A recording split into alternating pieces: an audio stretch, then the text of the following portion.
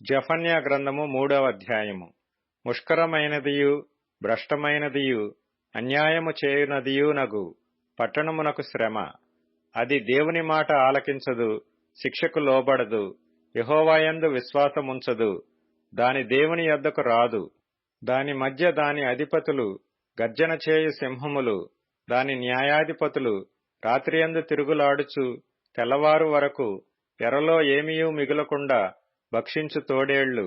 దాని ప్రవక్తలు గప్పాలు కొట్టువారు, విశ్వాసఘాతకులు. దాని యాజకులు ధర్మశాస్త్రమును నిరాకరించి ప్రతిష్ఠిత వస్తువులను అపవిత్రపరుతురు. అయితే న్యాయము తీర్చు యెహోవా దాని మధ్యనున్నాడు. ఆయన అక్రమము చేయువాడు కాడు. అనుదినము తప్పకుండా ఆయన న్యాయవిధులను బయలుపరచును. ఆయనకు రహస్యమైనదేదియూ లేదు.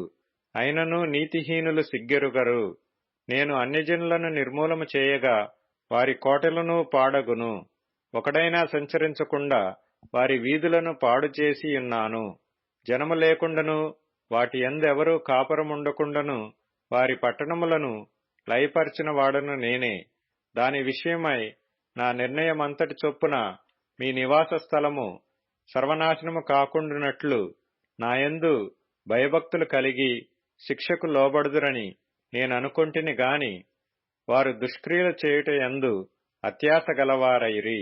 కాబట్టి యెహోవా సెలవిచ్చు వాక్కు ఏదనగా, నా కొరకు కనిపెట్టుడి. నేను లేచి ఎరపట్టుకుని దినము వరకు కనిపెట్టియుండుడి.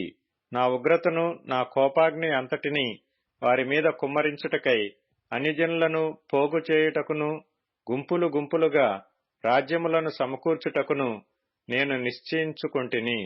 నా రోషాగ్ని చేత భూమి అంతయు కాలిపోవును. అప్పుడు జనులందరూ యెహోవా నామమును బట్టి ఏకమనస్కులై ఆయనను సేవించున్నట్లు నేను వారికి పవిత్రమైన పెదవులనిచ్చెదను. చెదరిపోయిన వారై నాకు ప్రార్థన చేయు నా జనులు కూషు దేశపు నదుల అవతల నుండి నాకు నైవేద్యముగా తీసుకొని రాబడుదురు. ఆ దినమున నీ గర్వమును బట్టి సంతోషించు వారిని నీలో నుండి నేను వెళ్లగొట్టుదును గనుక నా పరిశుద్ధమైన కొండయందు నీవిక గర్వము చూపవు. నా మీద తిరుగుబడి నీవు చేసిన క్రియల విషయమై నీకు సిగ్గు కలుగదు. దుఃఖితులగు దీనులను యెహోవా నామమును ఆశ్రయించు జనశేషముగా నీ మధ్య నుండనిత్తును. ఇశ్రాయేలీలలో మిగిలిన వారు పాపము చేయరు, అబద్ధమాడరు. కపటములాడు నాలుక వారి నోట నుండదు. వారు ఎవరి భయము లేకుండా విశ్రాంతి గలవారై అన్నపానములు పుచ్చుకొందురు. సీయోను నివాసులారా ఉత్సాహధ్వని చేయుడి. ఇశ్రాయేలీయులారా జయధ్వని చేయుడి. యెరూషలేము నివాసులారా పూర్ణ హృదయముతో సంతోషించి గంతులు వేయుడి. తాను మీకు విధించిన శిక్షను యెహోవా కొట్టివేసియున్నాడు. మీ శత్రువులను ఆయన వెళ్లగొట్టియున్నాడు. ఇశ్రాయేలుకు రాజైన యెహోవా మీ మధ్య ఉన్నాడు. ఇక మీదట మీకు అపాయము సంభవింపదు. ఆ దినమున జనులు మీతో ఇట్లందురు, యెరూషలేము భయపడకుము, సీయోను ధైర్యము తెచ్చుకునుము. నీ దేవుడైన యెహోవా నీ మధ్య ఉన్నాడు. ఆయన శక్తిమంతుడు. ఆయన మిమ్మును రక్షించును. ఆయన బహు ఆనందముతో నీయందు సంతోషించును. నీయందు తనకున్న ప్రేమను బట్టి శాంతము వహించి నీ అందలి సంతోషము చేత ఆయన హర్షించును. నీ నియామక కాలపు పండుగలకు రాలేక చింతపడు నీ సంబంధులను నేను సమకూర్చెదను. వారు గొప్ప అవమానము పొందినవారు. ఆ కాలమున నిన్ను హింసపెట్టు వారినందరినీ నేను శిక్షింతును. కుంటుచూ నడుచువారిని నేను రక్షింతును. చెదరగొట్టబడిన వారిని సమకూర్చుదును.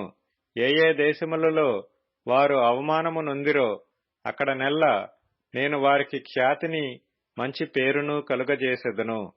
ఆ కాలమున మీరు చూచుచుండగా నేను మిమ్మును చెరలో నుండి రప్పించి మిమ్మును సమకూర్చిన తరువాత మిమ్మును నడిపింతును.